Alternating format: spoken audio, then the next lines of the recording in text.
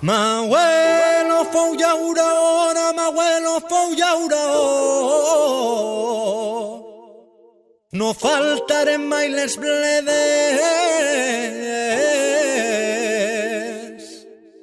I ara que ja soc padrí, que vull ser llauró.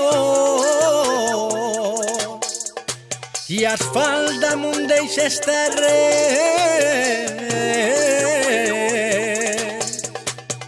Passa el temps, roda la cadena, ara asfalt on hi havia terra, operaris, actors secundaris d'esta brama. Va de vie, un programme sobre tot que envolta el binatural, de la mà de Jérôme Chénaud.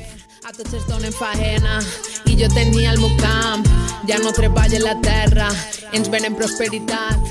Bon dia, bona vespra, amics de Va de vie.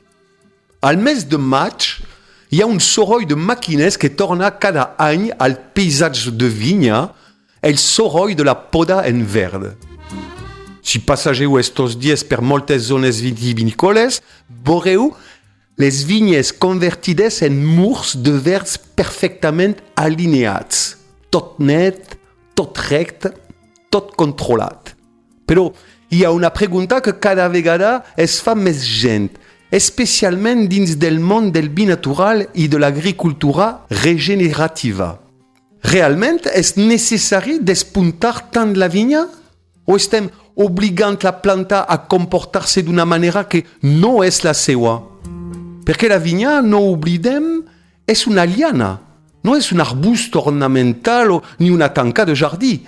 En estat natural, buscaria arbres, pujaria, s'estendria per a ocupar tot l'espai. I nosaltres, des de fa segles, intentem domesticar eixa energia. El despuntat té una lògica molt clara.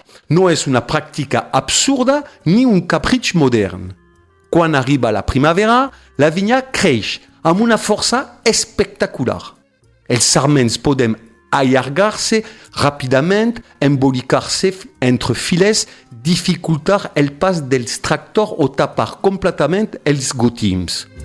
Retallar esta vegetació permet airejar la planta, facilitar els treballs del camp i reduir part del risc de malalties com el mildiu o l'oïdi. En climes secs, com el nostre, també hi ha viticultors que consideren que una massa vegetal excessiva fa consumir massa aigua a la planta durant l'estiu. Per tant, la poda en verd té sentit. El problema és possiblement un altre. Quan esta pràctica es converteix en una rutina automàtica, repetida una vegada darrere d'una altra sense observar realment que necessita cada vinya.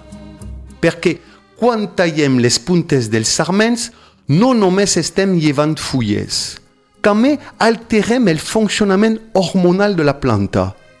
La vinya interpreta aquest tall com una agressió i sovint respon produint encara més vigor, amb brots secundaris que tornen a créixer amb força. És un poc paradoxal. De vegades intentem controlar la vigorositat i acabem estimulant-la. No estic dient-vos que la poda en verd és malament, però avui alguns viticultors estan començant a qüestionar-se sobre aquesta dinàmica. No vol dir deixar la vinya abandonada ni convertir el camp en una selva, però sí reduir les intervencions, despuntar menys, ho fer-ho més tard, de manera més suau i a mà. També hi ha una reflexió més profunda darrere de tot això. Moltes vinyes modernes han sigut dissenyades per a produir molta vegetació. Sols treballats intensament, regs, fertilitzants, porten pèls vigorosos i després, quan la planta creix massa, gastem gasoils, màquines i hores de treball per a frenar una força que nosaltres mateixos hem provocat. Potser la pregunta no és si cal despuntar o no, sinó perquè la vinya té tanta necessitat de créixer d'esta manera. En el món del vi viu hi ha cada vegada més gent que intenta recuperar una mirada més observadora i menys automàtica. Entendre que cada parcel·la, cada anyada és diferent e que la vigna no sempre necessita ser corregida constantment. Perché al final un cep no és una màquina de producció, és un ésser viu.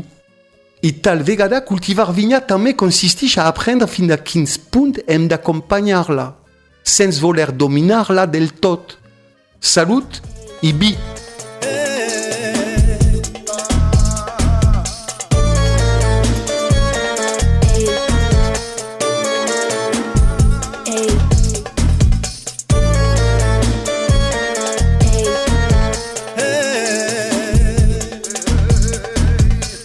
I és moment d'estar units